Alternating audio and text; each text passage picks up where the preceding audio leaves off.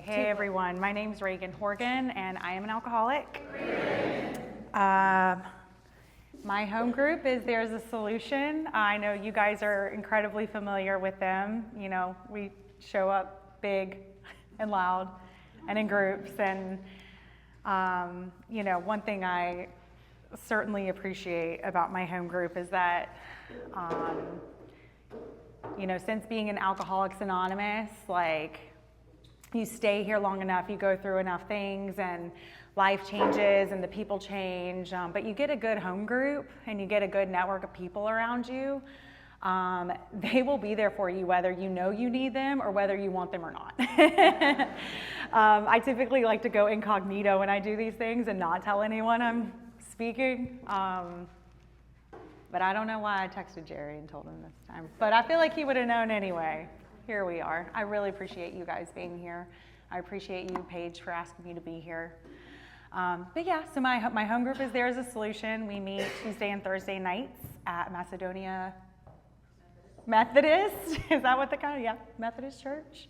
At 7 p.m. It's a really great meeting. If you've not had a chance to come, you definitely should. It's always a good time. My sobriety date is October 18th, 2010. So if I cannot drink till October, to say out loud that I'll have 15 years is like weird because I still very much feel, you know, like the 24-year-old that walked into the rooms of Alcoholics Anonymous, except everything about my life has changed. And so I want to share a little bit about that with you guys. So, you know, before I got sober, you know, my life, I had a pretty good childhood. I will say that. You know, I do come from parents who are divorced and remarried. But what that looked like for me was that I just had like 4 parents that really loved me and cared for me. And I had more eyes on me and more love and more support. You know, and I'm sure that I would have told you, you know, I was like, I had troubles or struggles because of those things, but I didn't. In hindsight, I was always an incredibly nervous and self-conscious child, no matter where I was or who I was with. I just remember walking around with like a big ball of fear, like just a weight of fear with me everywhere I went. And that doesn't play out well, you know, like at elementary school and when you're trying to make friends or when you're at dance. Like I just always fell into that trap of like compare and contrast. I was either so much better than you or I just like wasn't worthy, you know, like extreme opposite ends of life all the time, which is just like a really big emotional struggle to go through adolescence and never really know the feeling of peace or like being still or content, you know, like content was a word I learned in Alcoholics Anonymous. There's so many words that I learned once I got sober that just like weren't a part of my life or vocabulary, like morals, values, traditions, things like that. I was just kind of clueless, and I just felt like everywhere I went I was just clueless, and like everybody else knew, you know, just some deep, dark secret that like I just was not privy to. I didn't have the privilege to know, and it was very uncomfortable and awkward.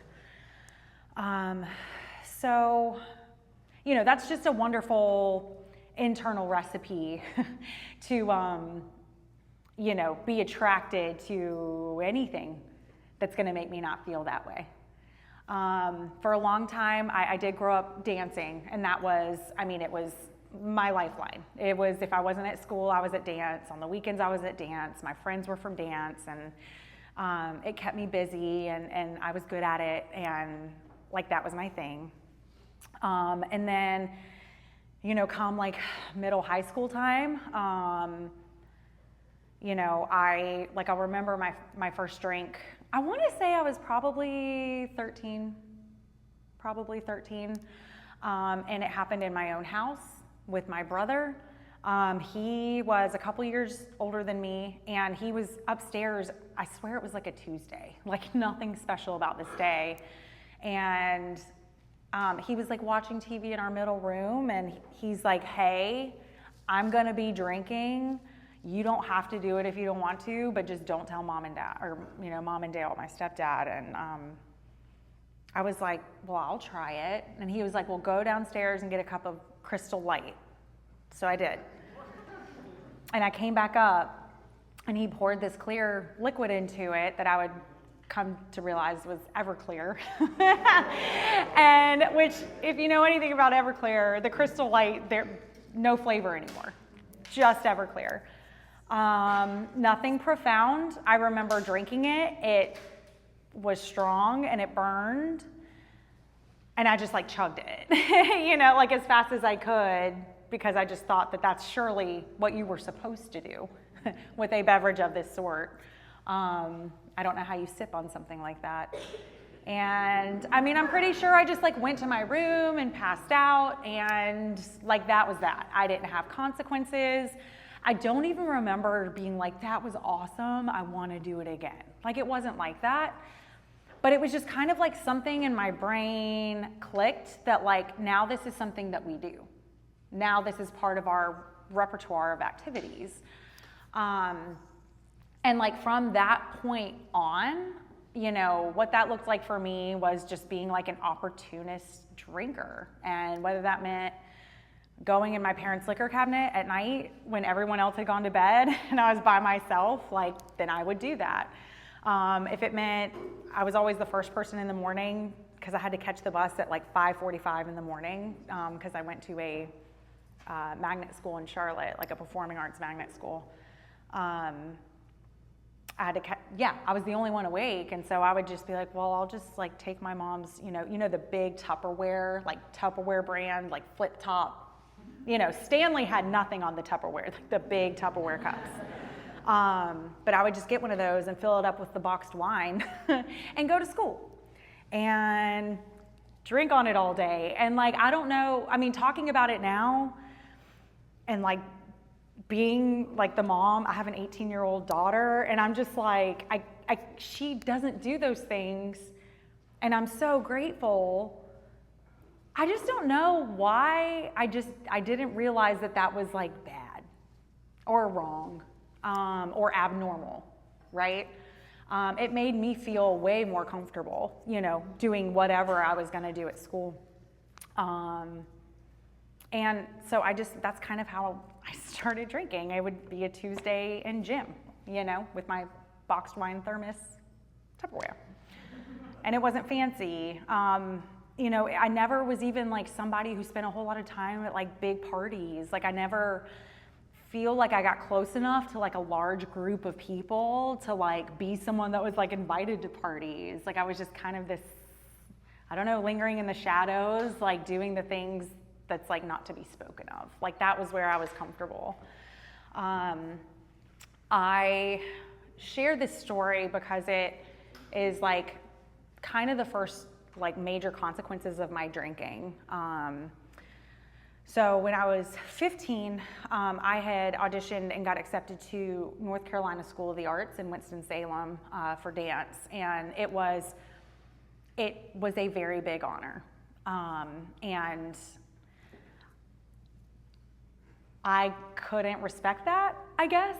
I just instantly, moved onto that campus as a 15-year-old in this program with college students, definitely not feeling worthy, definitely not feeling good enough to be there, like somehow they made a mistake. I don't know why they let me in, maybe because they let my best friend in, and just like all these things, and I instantly gravitated towards the people and the activities of drinking. And, by the end of that school year, like I was supposed to get expelled because I had gotten caught so many times drinking, sneaking out, going to the college dorms. Like I just couldn't handle it, like I could like literally had like my aspirations and dreams on a silver platter. Like I had arrived to like a really high achievement for the thing that I loved more than anything in the world, which was dance. And they didn't expel me. They let me finish the year, but I was not invited back. And my parents were no longer willing to invest time or money into me dancing because I just couldn't appreciate it. And that literally, like, drinking ended my dance career at the age of 15, which is like, it sounds really dramatic, but like, that's what happened.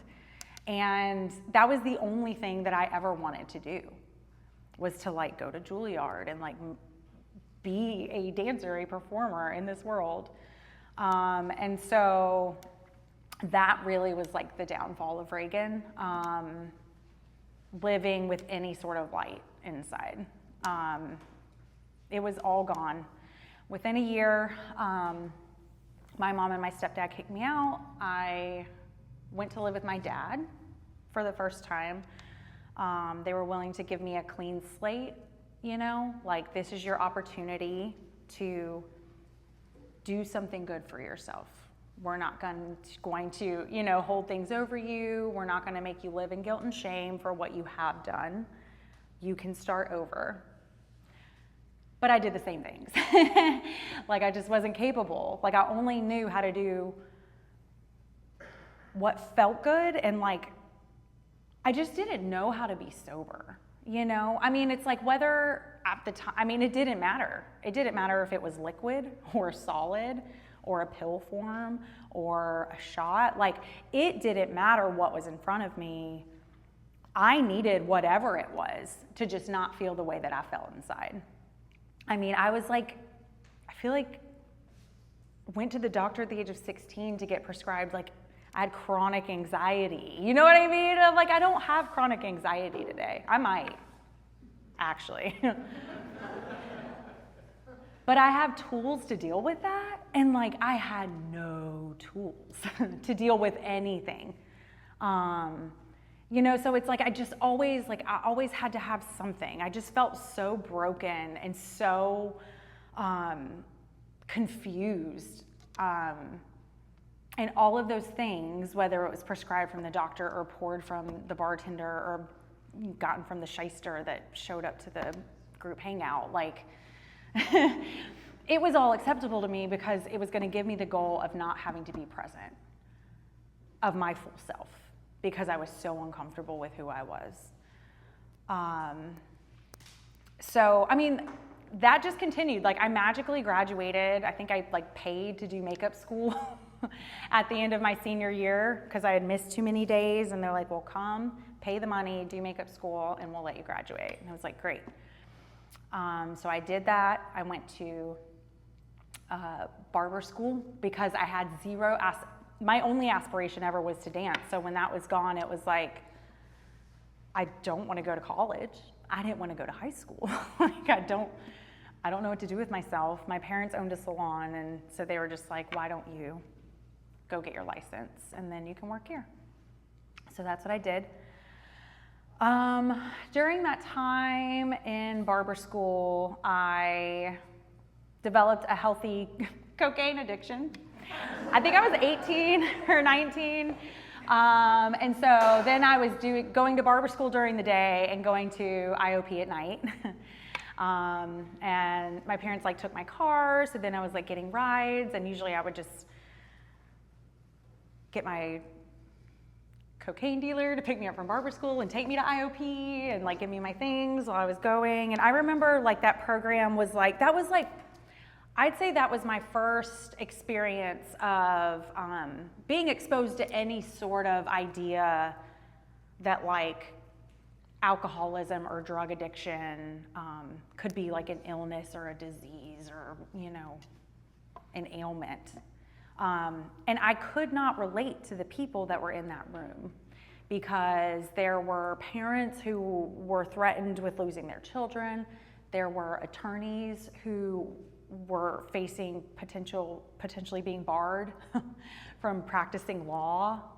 And there were people who were homeless. And I was just an 18-year-old girl trying to have some fun. You know, like this had gotten blown out of proportion. Yes, my parents like, you know, caught me with all this stuff in their house and then called the police. And then,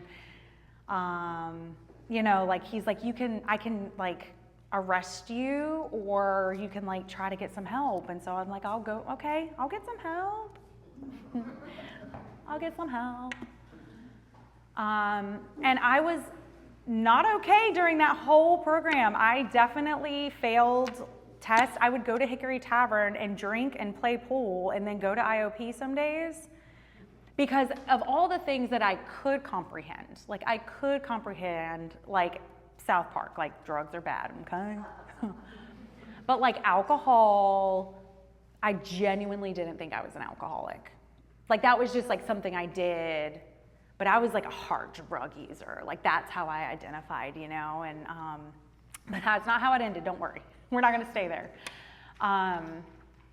Anyway, so I literally was not sober on the day that I finished and graduated that program, and someone called me out on it, and the person running the program was just appalled that this person had the audacity to like ruin my farewell ceremony with accusing me of being messed up, but he was right. I was totally not. I put my handprint on the wall and I left that place.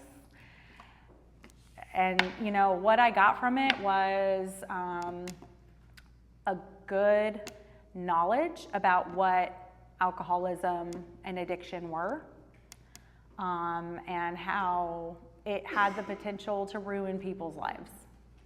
But I wasn't there yet. And I also didn't have much of a life to ruin, you know? Like I didn't have like anything to lose. I had nothing to lose. So that program didn't work for me. I mean, I never got sober, so I definitely didn't stay that way. You know, within a year of that, like I moved away with a friend, like, and more about alcoholism, you know, there's those pages where it talks about all the different things that we would try to try to free ourselves from the bondage of alcoholism, and taking a trip, not taking a trip, switching from scotch to brandy, like all those things, visiting health farms and all, just, I was like, I've got to get out of Charlotte. Surely if I can get out of Charlotte and away from the people and the places and the things, then we can just start over and have a clean life. So me and my friend moved to Big Stone Gap, Virginia, where she had family. And I was there for 9 months and managed to find the local, not good at his job, drug dealer, get pregnant, and move back because for the final time I was putting my foot down because it sounds so, the baby daddy was writing checks, like stealing checks out of my checkbook and getting them cashed at the gas station, because in Big Stone Gap, you can do that. And I was just like, I can't be here. I don't know what I'm doing here. Like, I don't know what I'm doing in life, but I certainly will be better off without someone stealing out of my pocket, right? Like I have less being here. So I went back home. And, you know, I genuinely think that when I got pregnant, I was scared. I was terrified. I was 20 years old. I was not a sober person. I didn't have my own place. I didn't have a shred of anything in my life that looked like I had what it took to be a good mom to this child that I was going to bring into the world. So I was scared. And I wish I could say that, like, as much as I thought that being pregnant was gonna like keep me from drinking or using substances, it didn't, because I didn't know how. I was literally powerless over all of those things. And as much as I would try, I mean, having any sort of time during my pregnancy that I wasn't doing things was like, with my jaw clenched, like clawing onto things. Like it was literally the hardest thing I could do to just be sober sometimes during my pregnancy. So when she came out and was a healthy, beautiful baby girl, I was incredibly grateful, because I thought that they would just like blood test her and then take her from me and I would like go to jail. Like that was my fear in going in to have my child, which is like, makes me so sad now. Because I mean, luckily, you know, God's blessed me and my family with several more kids. And in sobriety, and like, I've gotten to have those, so like women of sobriety having a baby experiences, that I wasn't able to have then. And so that's tough sometimes, but God took care of her. I was living with my parents. They were helping me raise her. It wasn't long before I went back to everything that I'd always done because I had no tools. I had no inkling into changing my life or making different choices. I just did what I always, as an alcoholic, what I knew to do. Over that time, things got worse, never better.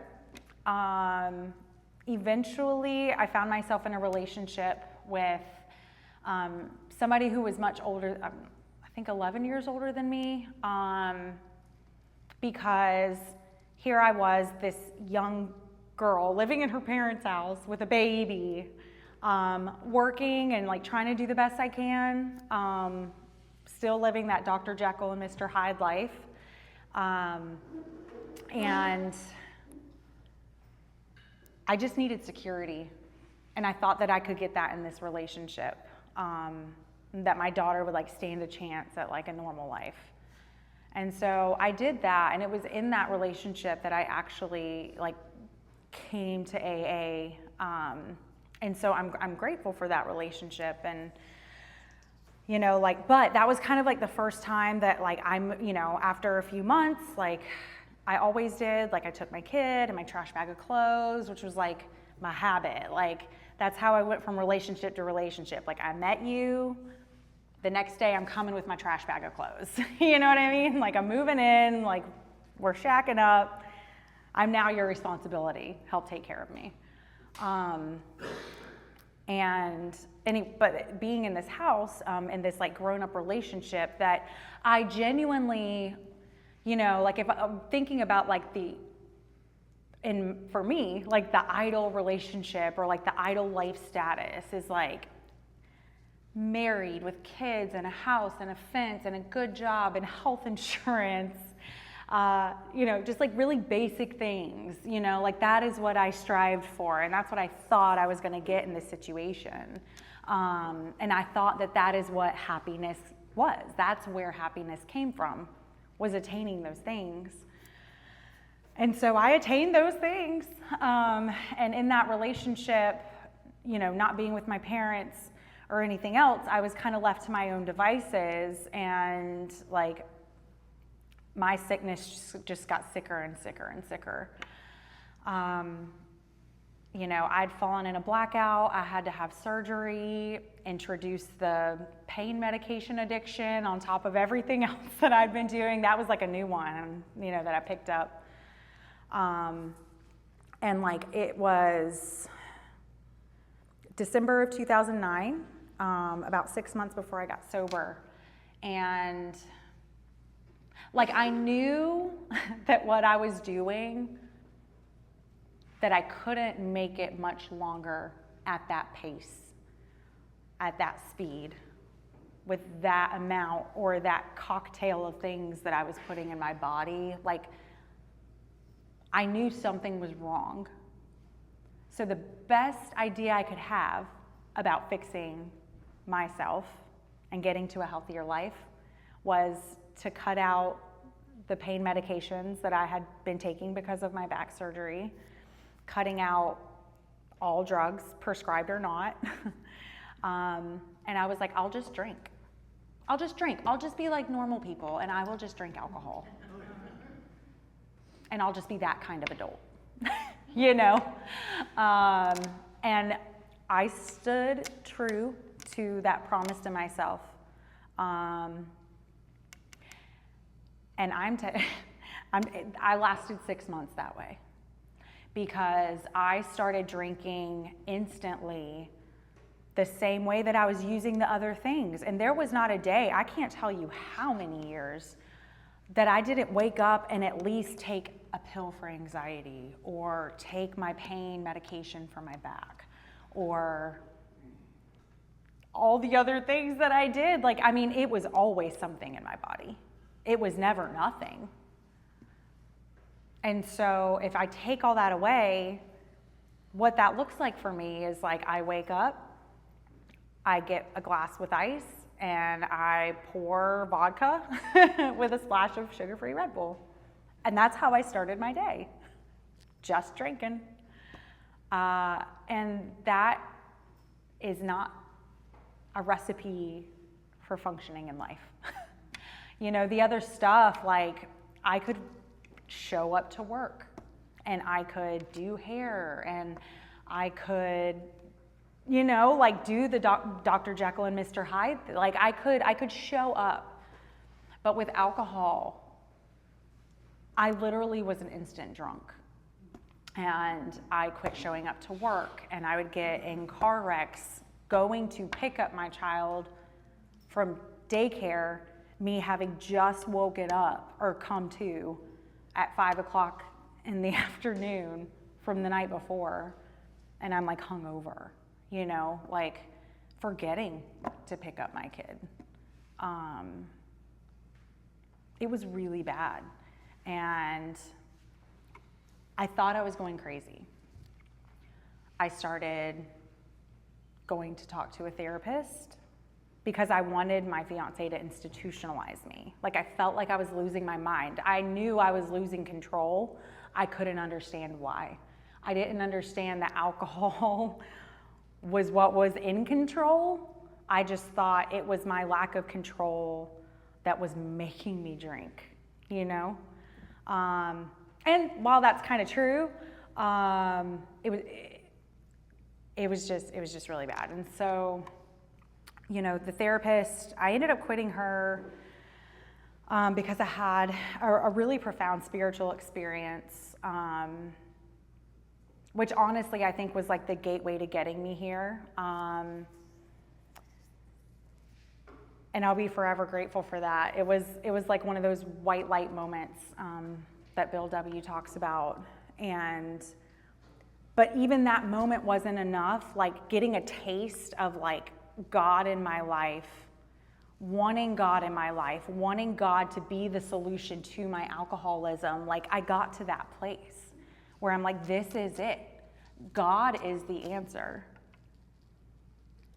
I have to go to church. And so I would do that, and I would like not drink and just take Klonopin, and then I would go to church, and then I would come home from church, and then I would rush to the freezer and pull the tequila out of the freezer, and I would chug it, and then I would cry. Why is this not working? I want to be good. I want for God to fix me. Why is this not working? I ended up going, a friend of mine was like getting sober and picking up a white trip. And you know, it's like the beautiful thing about Alcoholics Anonymous, and I know the reason why I came here and what made me stay here, is that to see anybody that had a life similar, sometimes worse, circumstances than mine, be able to experience a relationship with God and be free from the just obsessive thinking of alcohol, even for a small period of time. I mean, she was picking up a 30-day chip. You know, it wasn't 20 years.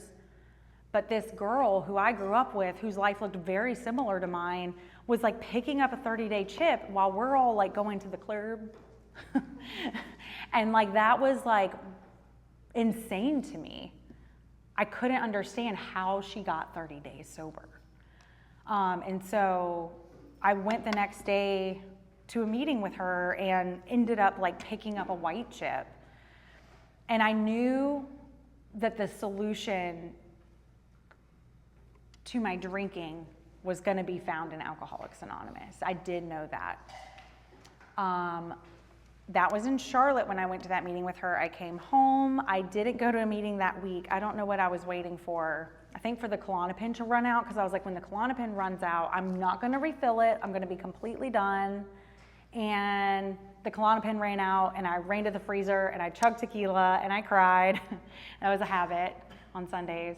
And then I called some of the numbers that I had gotten on this meeting schedule, and they all told me, all the things that I'm sure they told me the first day, but like I wasn't able to listen.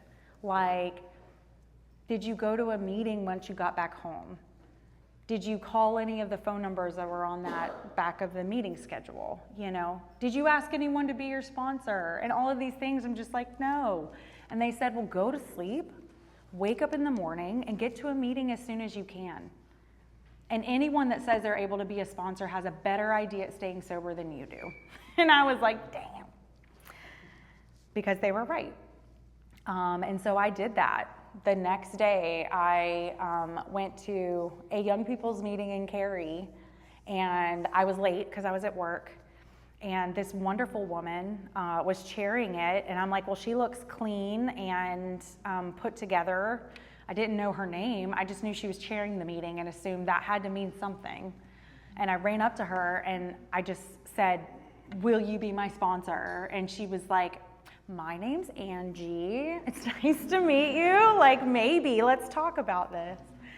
But I didn't care because I genuinely had like that gift of desperation. Like I had the desperation, but I couldn't receive it as a gift until I was able to like understand what the actual problem was. And that was like step one for me. Like I am powerless over alcohol. Like yes, all these other things in my life that I'm stressed about, the circumstances or the people or the job or like all those things that I thought I was drinking at weren't the problems. I was maladjusted to life. I had no spiritual compass whatsoever. I was completely lost and I needed to be reprogrammed completely. And I was ready to do that. And so I did really well for 3 months. I was like A+ AA, went to meetings every single day and like shared when I was supposed to and didn't when I wasn't supposed to, and was meeting with my spouse. I was doing all of the things. And it was very important to me that it looked very good on the outside. Okay, I quit smoking, no, I didn't quit smoking, I'm lying to you. I quit like my antidepressants, like I just like cold turkeyed it. My sponsor was like, you shouldn't have done that. And I was like, well, I did it. And at 3 months, like something happened where I just remember meeting with her and she's like, do you truly believe without a shadow of a doubt that you could never pick up a drink again without drinking alcoholically? Like, do you think that at some point in your life you could drink and control it? And I remember very arrogantly telling her, you know what, like I think I actually could. But why would I want to try? You know what I mean? Like maybe when I'm older. And I can just like now being like having sponsored women and like being 15 years so, like I can just like feel the look she gave me, and I didn't know what that really meant at the time. And it was literally within days that like I decided like smoking a joint was okay. And I changed my sobriety date and I cried, and like I got served that piece of humble pie that I needed to completely surrender everything to God. You know, like there were just still parts of my life, like people or relationships or things that I like to do that like I just didn't think God needed to change any of that. You know, I'm like, no, it's just the alcoholism, and these are the things that I would like you to help me with. Let's just leave these things over here alone. But, you know, doing what I did there and having to pick up white chips, like that was the last time I had to pick up a white chip, and that was October 18th. You know, going immediately, my sponsor's like, you need to get a home group. So I made my home group her home group. I loved it. We were just literally like a wild and crazy group of young people in Cary. And it's like, I don't know that I ever felt such a sense of belonging as I did when I went into that room with those crazy people, you know? They were having fun. They were going out to eat. They would go bowling. We would have dances. Like, it was crazy. And I was just like totally there for it. You know, she very much so encouraged service work, and, you know, as soon as I could, like signing up to chair meetings and going to the business meeting and trying to get a service position. And I just always did those things. And then her and I, when we'd spend time together, you know, would read the book together and go through the steps just as it's laid out in the book. And that was very helpful to me. That I mean, it's like, for the first time in my life, you're telling me I don't have to know. I don't have to have the answer. I literally just have to read and do. That I could do. Like, I used to daydream about being thrown in prison because I didn't want to have to be responsible for making decisions in my life. It was too hard, and I was not good at it, you know? And like, that's sad. You know, we did an inventory, and it just, like, talk about a gift of clarity. The delusion that I was living in and how I thought I showed up versus how I actually showed up in my relationships, and the harm that I caused that I literally was completely unaware of, was just so glaring, you know? And then going into, you know, sharing that with her, being free of those things that I just had carried around with me that I had stuffed for so long that I didn't even know they were there. You know, it's like, I mean, just the idea of carrying a bunch of stuff around with me everywhere I go today that, like, I'm not aware of, that doesn't feel good. That feels heavy and dark. But, like, I got to get rid of all of that. I got to give it to someone else and say it out loud, and then say prayers like, God, help me, you know, help me see who I've been and what I've done, and have an honest desire to not do that again, and to not be that same Regan the way that I have been. Help me in my relationships. Help me amend the wrongs that I've done. Help me tuck my tail and, like, put my pride to the side and go to the people who have loved me and supported me and tried to be in my life, and tell them, like, I have struggled. I did this to you. How can I make it right? And that was so freeing. And, you know, going through that, it's like going through the steps for the first time. It was like, you know, it was so good and it was so easy. And because I was so desperate. And then at the end, getting to a place where, like, I just needed to keep trying to grow close to God and, like, you know, show up and seek his will, like, in my relationships and, like, everywhere I went. Like, that felt really good and really easy. And then sponsoring other women, it was like, that is not easy. It was like all that good feeling, you know, it's hard. It was hard. Like, I remember,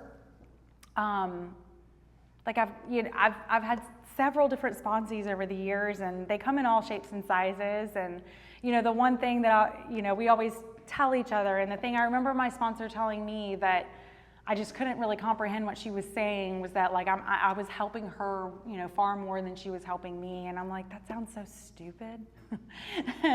Like, I just don't know how that could be true, because I was a mess, and, like, I really felt like she saved my life in a way that, like, she could speak to me and she could hear me and she could guide me and do it with such grace, without, like, disappointment or shame, you know, like, in her voice. And, like, I was not that graceful when I was sponsoring other women. It's been a journey, you know, learning to, like, bring God into, like, every single one of those situations and every single one of those relationships that I have with people today. And, you know, again, like, luckily I've not had to drink. And I was just talking with my friend Alyssa before the meeting. Okay, this is where maybe you get tears. You know, like, I just didn't want to die when I got here. And only God can prepare you for the many, many blessings that he has intended for you. And the purpose, finding the purpose in which you went through all those trials and tribulations. Like, my greatest asset today, literally everywhere I go, no matter what I'm doing, like my greatest asset is the fact that I'm an alcoholic who's been able to experience recovery. And that I have a deeper, more intentional and purpose-filled like group of people in my life that we connect on such a deep level. I mean, some people go through life never having the relationships with people that we get to have with so many people here in Alcoholics Anonymous. And that is such a gift, you know? Like I've experienced, I mean, at this point, I've had more years sober than I had drinking, which is like crazy because I do still feel like a baby, you know? But the longer that you stay here, the more life that you experience. You know, like I got to stay sober while finding out my dad had cancer and had to, you know, not bury him. He wanted to be cremated and put in a Folgers can. But he passed away 3 months later, you know, and like being a caregiver to like your 6'6" dad for 3 months who like can't take care of himself. Like that was not of me. That is not who I am or who I am when I am living a life of selfishness and self-centeredness. Like Alcoholics Anonymous turned me into a person who can be of service, who can be useful in this world. I met my husband in AA. We are married, including my first child. We've had 3 other wonderful children. And I never wanted kids. See how God can change you? You know, and so like literally when I say my life today versus my life when I came into AA do not resemble each other at all. I am not the same person. My circumstances are not the same. Nothing is the same. My whole life has been completely rearranged. And I have to give all credit to God. Because I am not capable, and I didn't even know that I wanted this. I didn't know that I needed this, and I certainly didn't know how to attain it. My husband's sister's husband just passed away from alcoholism at the age of 37, like a month and a half ago. So we had to grieve this woman who had been going to Al-Anon at the age of 36. And be there for her in a way that only somebody who has gone through that can be there for someone. You know, like, and to hear someone like that say, I don't know how I would ever have gotten through this if it wasn't for you guys. Are you kidding me? Like, I'm just an alcoholic. But I'm just so grateful. I'm just so grateful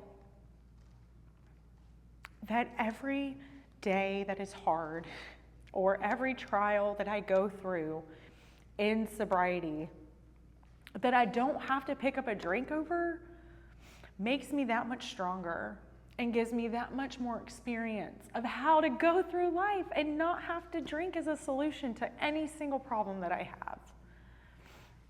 And sometimes it's hard, you know?